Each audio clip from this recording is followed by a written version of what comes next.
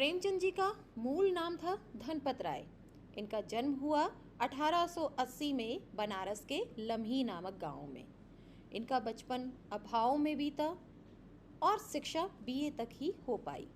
उन्होंने शिक्षा विभाग में नौकरी की, परंतु असहयोग आंदोलन में सक्रिय भाग लेने के लिए सरकारी नौकरी से त्यागपत्र दे दिया।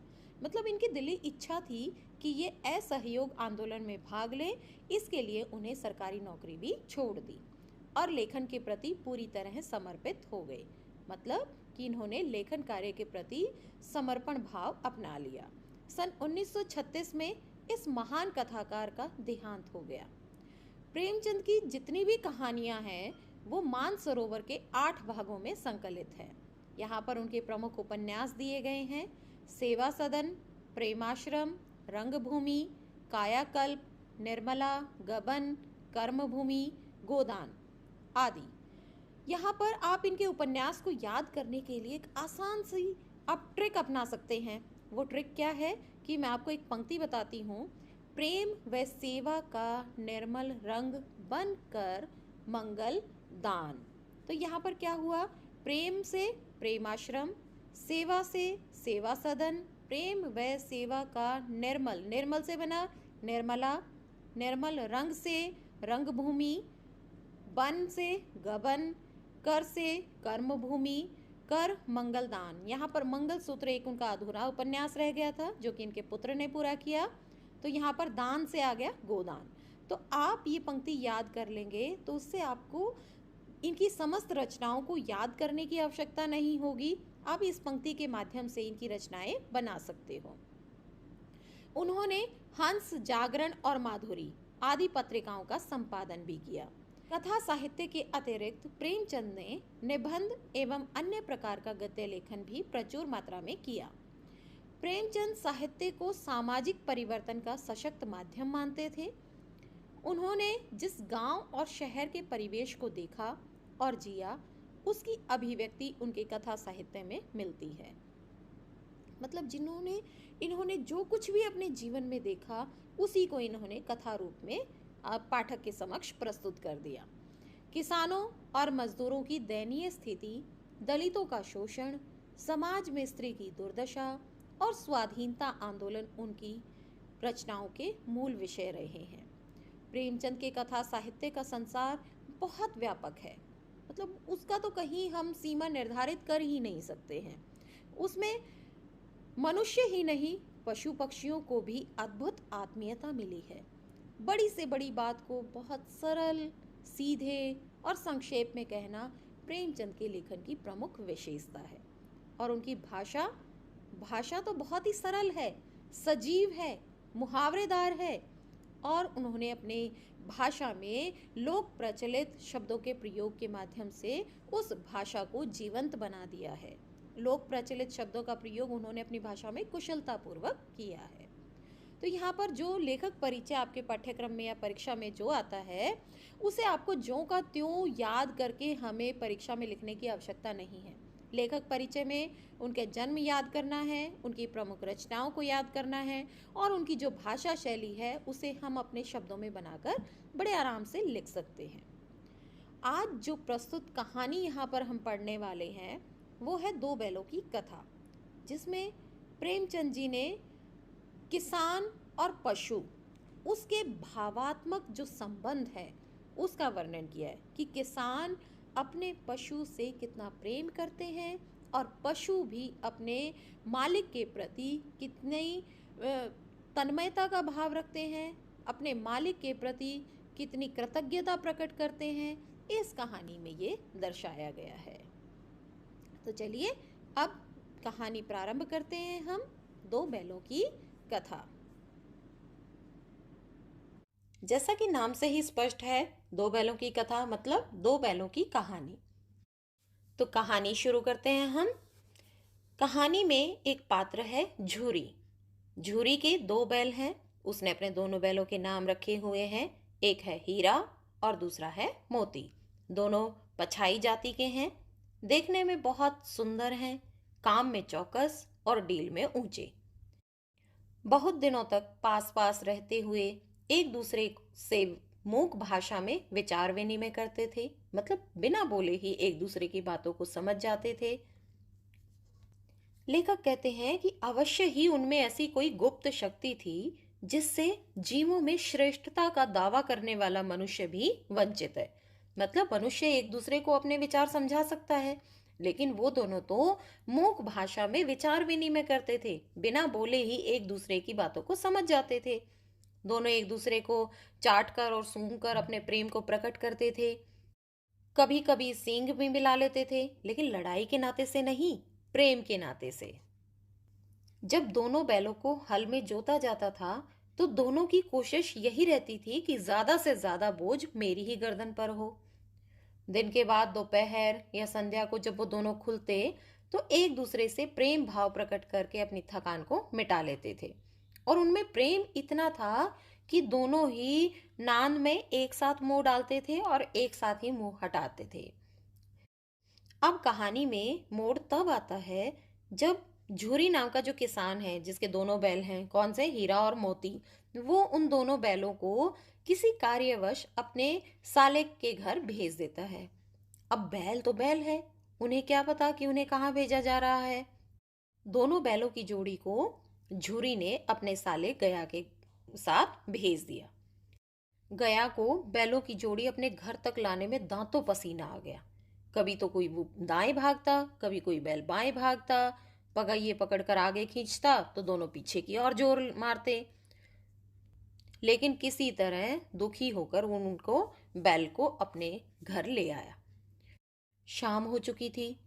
दोनों ने सुबह से कुछ भी नहीं खाया था, दिन भर के भूखे थे। लेकिन जब वो नाद में लगाए गए तो दोनों में से किसी ने भी मुंह नहीं डाला, क्योंकि दोनों का दिल भारी हो रहा था। उन्हें तो ये लग रहा था कि उनके मालिक ने पता नहीं किस जालिम के घर उन्हें भेज दिया। सब कुछ नया नया सा उन्हें लग रहा था। दोनों बैलों ने मूक भाषा में सलाह की और एक दूसरे की तरफ तिरछी नजरों से देखा और लेट गए। जब रात हुई तो दोनों ने जोर लगाकर झटके के साथ रस्सियां तोड़ दी। सुबह सुबह झूरी जब उठा तो उसने देखा कि दोनों बैल उसकी चरनी पर खड़े हैं और दोनों बैलों की आंखों में विद्रोह में स्नेह झलक रहा है। झूरी ने जब अपने बैलों को देखा तो उस स्नेह से गदगद हो गया, दौड़कर उन्हें गले लगा लिया। घर और गांव के आसपास के जो लड़के वहां जमा हो गए थे, उन्होंने तालियां बजाकर उसका स्वागत किया।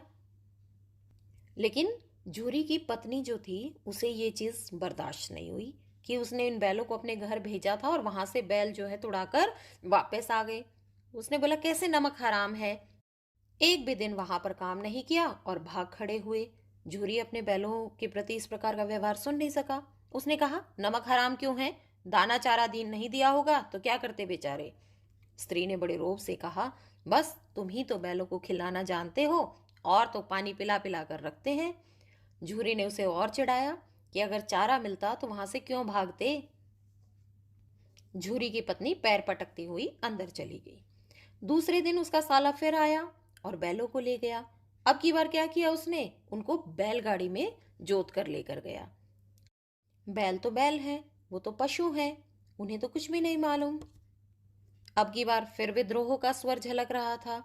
मोती थोड़ा शरारती किस्म का है, उसने गाड़ी को खाई में गिराने का प्रयास किया, लेकिन हीरा ने उसे संभाल लिया, क्योंकि हीरा सहनशील प्रवृत्ति का है।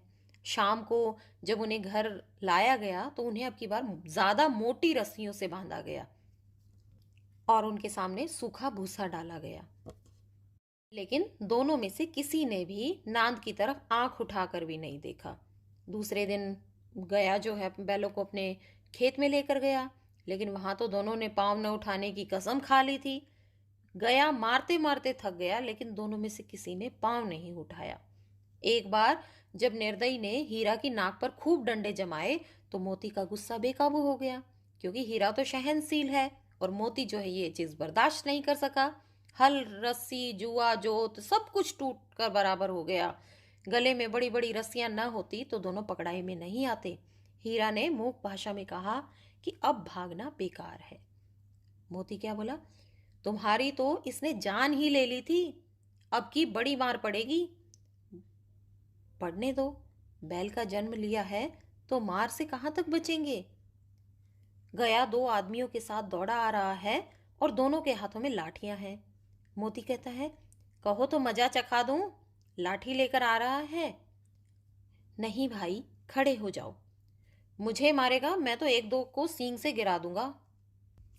नहीं, हमारी जाति का यह धर्म नहीं है। ये तो अच्छा हुआ उन्होंने ज्यादा मारपीट नहीं की, नहीं तो मोती उन्हें अच्छा सबक सिखा देता। अब दोनों को बांधकर लाया गया, घर पर मोटी मोटी रस्सियों से बांध दिया गया।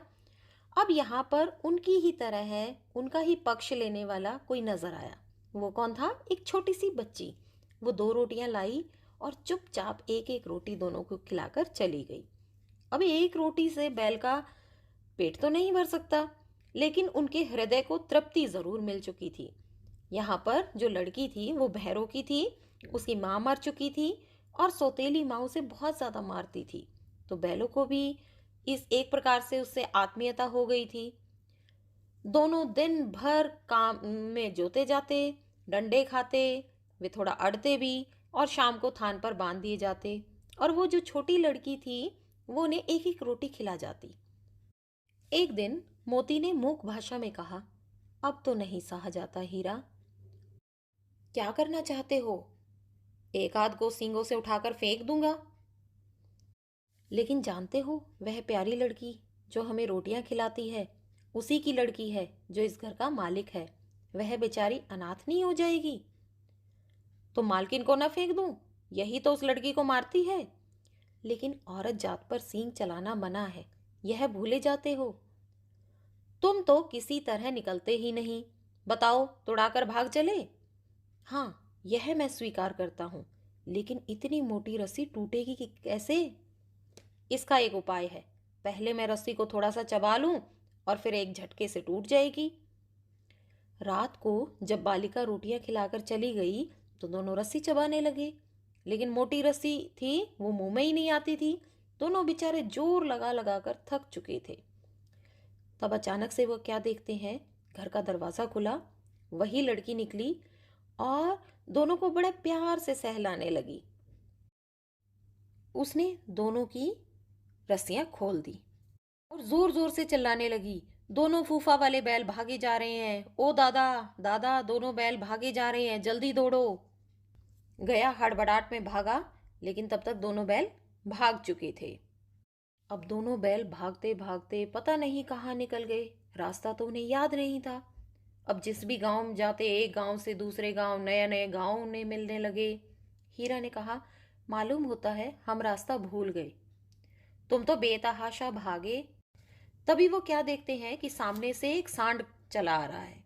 दोनों उससे भिड़ना नहीं चाहते थे। उससे भिड़ना मतलब जान से हाथ धोना, लेकिन न भिड़ने पर भी जान बचती नजर नहीं आ रही थी। मोती ने मूक भाषा में कहा, बुरे फंसे, जान बचेगी, कोई उपाय सोचो। हीरा ने चिंतित स्वर में कहा, अपने घमंड में भूला हुआ लगता है, आरजू विनती न सुनेगा, भाग क्यों न चले? भागना कायरता है, तो फिर यहीं मरो। बंदा तो 9 2 11 होता है, और जो दौड़ाए तो फिर कोई उपाय सोचो जल्दी। उपाय यह है कि तुम इधर से जाओ, मैं उधर से जाता हूं, दोनों साथ मिलकर इसको खदेड़ेंगे तो अपने आप ये हार जाएगा। दोनों मित्र जान हथेली पर लेकर लपके और दोनों ने मिलकर उसका मुकाबला किया और उसे तब छोड़ा जब तक वो बेदम न हो गया। दोनों मित्र विजय के नशे में झूमते चले जा रहे थे। मोती ने अपनी सांकेतिक भाषा में कहा, मेरा तो जी चाहता है कि बच्चे को मार ही डालो। हीरा ने कहा, गिरे हुए बैरी पर सींग नहीं चलाना चाहिए, यह सब ढोंग है। बैरी को ऐसा मारना चाहिए कि वो फिर उठे ही ना। अब हम घर कैसे पहुंचेंगे यह सोचो, पहले कुछ खा तो ले। सामने मटर का खेत था। हीरा मना करता रहा तो भी मोती उसमें घुस गया और उसने एक भी न सुनी। अभी उन्होंने 2 4 ग्रास ही खाए थे कि 2 आदमी लाठियां लिए हुए दौड़े आए और दोनों मित्रों को घेर लिया। हीरा तो मेड़ पर था, निकल गया। मोती सींचे हुए खेत में था तो उसके कीचड़ में पैर धंस गए, वो भाग नहीं सका। लेकिन हीरा ने भी अपनी मित्रता को कायम रखा और वो वहां से नहीं भागा। दोनों को पकड़ लिया गया और कांजी होश में बंद कर दिया गया। अब कांजी होस क्या है? एक ऐसा स्थान जहां पर आवारा पशुओं को बांध कर रखा जाता है और बाद में उनकी नीलामी कर दी जाती है। वहां पर उनके साथ साथ और भी बहुत सारे जानवर थे, भैंसें थी, बकरियां थी, घोड़े थे, कई गधे थे, लेकिन किसी के सामने चारा नहीं था। वहां पर उनको भूखा रखा जाता था। अब इतने दिनों तक भूख प्यास सहन करते करते दोनों कमजोर भी बहुत हो गए थे। फिर एक दिन मोती ने कहा, मुझे तो मालूम होता है प्राण निकल रहे हैं। हीरा ने कहा, इतनी जल्दी हिम्मत न हारो भाई, यहाँ से भागने का कोई उपाय निकालना चाहिए। तो दोनों ने देखा कि जो बाड़े की दीवार थी वो कच्ची थी।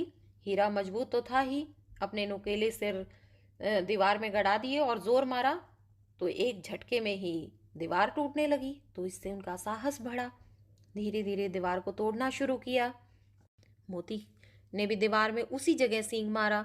धीरे धीरे धीरे धीरे ऐसे करते हुए दीवार उनकी टूट गई। और तो बहुत सारे जानवर खड़े हो गए, उन्हें तो आज़ादी का एहसास होने लगा। 3 घोड़ियां सरपट भाग निकली, फिर बकरियां, भैंसे, लेकिन वहां पे गधे ज्यों के त्यों खड़े थे। हीरा ने कहा, तुम दोनों भाग क्यों नहीं जाते? एक ने कहा, तो अगर भाग गए तो फिर पकड़ लिए जाएंगे तो क्या हरज है, अभी तो भागने का अवसर है। हमें तो डर लगता है, हम तो यहीं पड़े रहेंगे। सभी जानवर जा चुके थे, लेकिन गधे वहीं पर सोच में डूबे थे कि जाएं या ना जाएं। मोती अपने मित्र की रस्सी तोड़ने पर लगा हुआ था।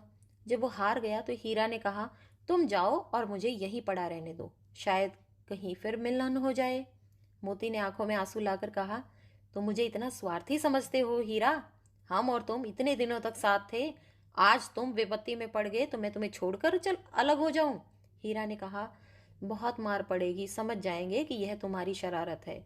मोती ने गर्व से कहा, जिस अपराध के लिए तुम्हारे गले में बंधन पड़ा, उसके लिए अगर मुझे मार पड़े तो क्या चिंता। इतना तो हो गया कि 9-10 प्राणियों की जान बच गई, सब आशीर्वाद देंगे। यह कहते हुए मोती ने दोनों गधों को सींगे मार मार कर बाड़े से बाहर निकाल दिया और अपने बंधु के पास आकर सो गया। सुबह जब चौकीदार ने आकर देखा कि बाड़ा तो खाली पड़ा है, सिर्फ 2 बैल ही है वहां पर, तो बड़ी खलबली मच गई। 1 सप्ताह तक उन्होंने किसी को खाने का दाना भी नहीं डाला। दोनों इतने कमजोर हो गए थे कि उनसे उठा भी नहीं जा रहा था। दोनों को नीलाम कर दिया गया और एक डडियल व्यक्ति उनको नीलामी कराकर ले गया।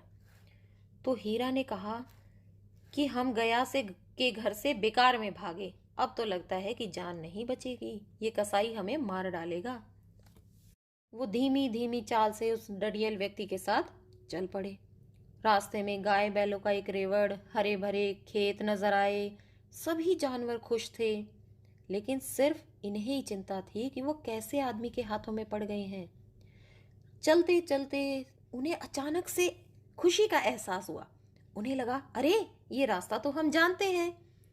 वही खेत, वही बाग, वही गांव मिलने लगे और उनकी चाल तेज होने लगी। सारी थकान, सारी दुर्बलता पता नहीं कहाँ गायब हो गई। लो, अपना हार आ गया, इसी कुएं पर तो हम पुर चलाने आया करते थे, यही अपना कुआं है। मोती ने कहा, बगीचा आ गया। हीरा बोला, भगवान की दया है। मोती क्या बोलता है, अब तो मैं घर भागता हूं। बोले कि यह जाने देगा, इसे तो मैं मार गिराता हूं। नहीं नहीं, दौड़कर थान पर चलो, वहां से हम आगे न जाएंगे। दोनों भागते गए और दौड़ दौड़ कर अपने घर पर आ गए और वो डडियल व्यक्ति पीछे दौड़ता हुआ आया। झूरी तो बाहर दरवाजे पर बैठा था। जैसे ही उसने बैलों को देखा, दौड़कर उन्हें गले से लगा लिया। डडियल व्यक्ति ने जाकर कहा, ये बैल मेरे हैं, मुझे दो, मैं इनकी नीलामी करा कर लाया हूं। तो हीरा ने कहा, चुपचाप यहां से चले जाओ, ये मेरे बैल हैं, मैं बेचूंगा तो बिकेंगे, तुम्हारा नीलामी का कोई अधिकार नहीं है। बोला, जाकर थाने में रपट कर दूंगा। बोले, ये बैल मेरे हैं और इस बात का सबूत ये है कि ये मेरे दरवाजे पर खड़े हैं। अगर ये मेरे बैल नहीं होते तो ये मेरे दरवाजे पर नहीं मिलते। जरा देर में नादों में खली, भूसा, चौकर, दाना सब कुछ डाल दिया गया और दोनों मित्र दोबारा से खुश थे। क्यों खुश थे? क्योंकि वो अपने पुराने मालिक के पास वापस लौट आए थे। तो प्रस्तुत कहानी में हमने देखा कि हीरा और मोती, उनके मालिक कौन है? झूरी। तो दोनों के पशु और मनुष्य दोनों के आत्मीय रिश्ते को किस प्रकार से दर्शाया गया है। मुझे आशा है कि आपको ये कहानी बहुत अच्छी प्रकार से समझ में आ गई होगी। अब इस पाठ के बहुविकल्पी प्रश्नों का अभ्यास करेंगे। अब हम इसके बहुविकल्पी प्रश्न प्रारंभ करते हैं, लेकिन बहुविकल्पी प्रश्न प्रारंभ करने से पूर्व मैं आपको कुछ दिशा निर्देश देना चाहूँगी जिनका आप पालन करेंगे। आप उत्तर पुस्तिका और कलम साथ लेकर बैठिए और जो हमने पाठ पढ़ा है और जिस प्रकार से हम बहुविकल्पी प्रश्न करते जाएंगे उनका जवाब आप उत्तर पुस्तिका में लिखते जाइए और सभी प्रश्नों के अंत में स्वयं का मूल्यांकन कीजिए कि आपने कितने प्रश्नों के सही जवाब दिए हैं। तो पहला प्रश्न है, दो बैलों की कथा पाठ के लेखक का क्या नाम है? जो ये पाठ है, हमने जो पाठ पढ़ा उसे किसने लिखा है? यशपाल जी, प्रेमचंद जी, अज्ञेय। अज्ञेय का पूरा नाम है सच्चिदानंद हीरानंद वात्सायन अज्ञेय, या फिर राहुल। तो इसमें से सही जवाब है प्रेमचंद। तो दो बैलों की कथा लिखा है प्रेमचंद ने। अगला प्रश्न, दो बैलों की कथा साहित्य की कौन सी विधा है? मतलब जो हमने पाठ पढ़ा है वो क्या था? वो नाटक है, कविता है, संस्मरण है। संस्मरण क्या होता है? स्मृति के आधार पर लिखा जाने वाला लेख या कहानी। तो इसका सही जवाब है कहानी। जैसा कि नाम से ही स्पष्ट है, दो बैलों की कथा मतलब दो बैलों की कहानी। झूरी के साले का क्या नाम था? गंगा, गया, गोपाल या गोविंद? झूरी के साले का नाम था गया। बछिया के ताऊ किसे कहते हैं? वो गधा है, घोड़ा है, भैंसा या बैल? बछिया का ताऊ शब्द का प्रयोग बैल के लिए किया गया है। अगला प्रश्न है, जानवरों में किसे बुद्धिहीन कहा जाता है? मतलब बुद्धिहीन, सबसे ज्यादा बुद्धि कौन से जानवर में नहीं है? बुद्धिहीन मतलब बुद्धि से हीन, जिसके पास दिमाग नहीं हो। वो कौन सा ऐसा जानवर है जिसमें दिमाग नहीं है? वो बैल, गधा, भालू या सियार? तो कौन है वो? गधा। कि जो सबसे ज्यादा बुद्धिहीन जानवर गधा कहा जाता है। झूरी ने दोनों बैलों को कहाँ भेज दिया? दादी के घर, नानी के घर, ससुराल में या बुआ के घर? झूरी ने अपने दोनों बैलों को अपने साले गया के साथ अपनी ससुराल भेज दिया था। तो सही जवाब है ससुराल में। तो बच्चों, मैं ये उम्मीद कर रही हूँ कि आप प्रश्नों के उत्तर साथ के साथ लिख रहे हैं। अगला प्रश्न, लेकिन औरत जात पर सींग चलाना मना है, यह कथन किसका है? ये शब्द किसने कहे? हीरा ने, मोती ने, गया ने या झूरी ने? तो ये शब्द कहे हीरा के द्वारा। हीरा बहुत सहनशील जानवर है और वो कहता है कि औरत जात पर सींग चलाना मना है। पहली बार गया के घर से भागकर दोनों बैल कहाँ गए? वो झूरी के घर, कांजी होस में, मटर के खेत में या तालाब में? मतलब गया जो है उन बैलों को दो बार अपने साथ लेकर गया। पहली बार वो रस्सी बांध कर लेकर गया, लेकिन दूसरी बार वो बैलगाड़ी में जोत कर लेकर गया। तो जब वो पहली बार गया के घर से भागे तो वो कहाँ भागे? झूरी के घर चले गए थे या फिर कांजी होस? कांजी होस क्या होता है? एक ऐसा स्थान जहाँ पर आवारा पशुओं को बांध कर रखा जाता है और बाद में उनकी नीलामी कर दी जाती है। या फिर वो मटर के खेत में गए या तालाब में? तो सही जवाब है झूरी के घर। वो दोनों बैल पहली बार भागकर वापस अपने मालिक के पास पहुंच गए थे। अगला प्रश्न, हीरा मोती भूख से व्याकुल होकर खेत में क्या चरने लगे?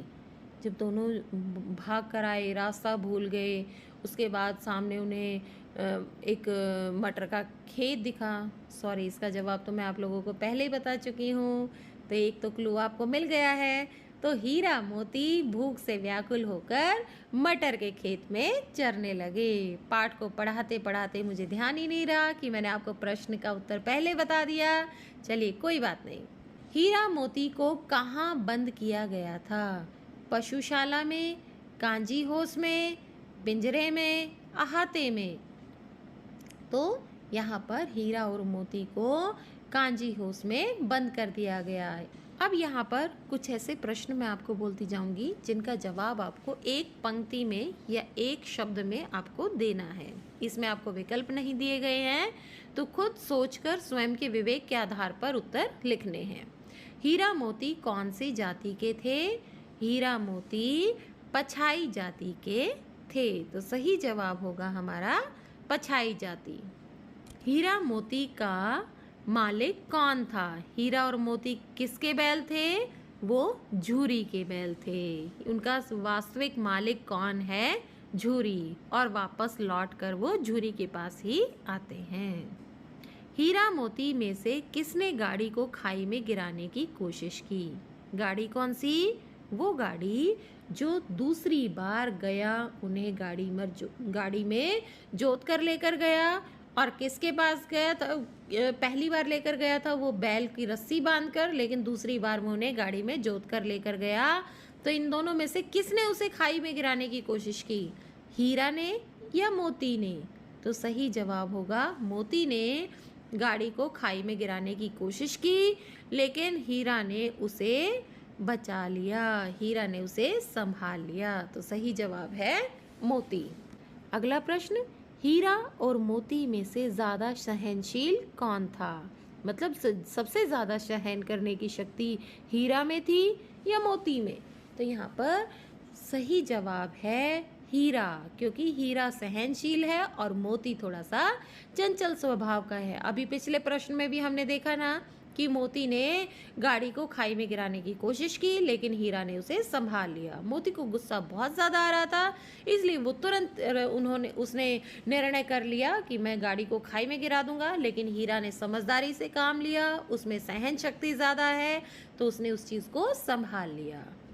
दोनों बैलों को रोटी किसने दी? जब वो गया के घर बांध कर रखे हुए थे और उन्हें सिर्फ सूखा भूसा ही खाने के लिए दिया जाता था, तो वहाँ पर एक छोटी बच्ची थी जो दोनों बैलों को एक एक रोटी खिला जाती थी। तो दोनों बैलों को रोटी किसने दी? एक छोटी बच्ची ने।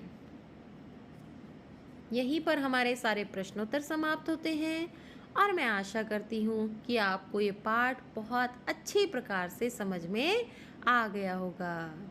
चलिए हम अगले अध्याय के साथ फिर मिलते हैं, तब तक के लिए धन्यवाद।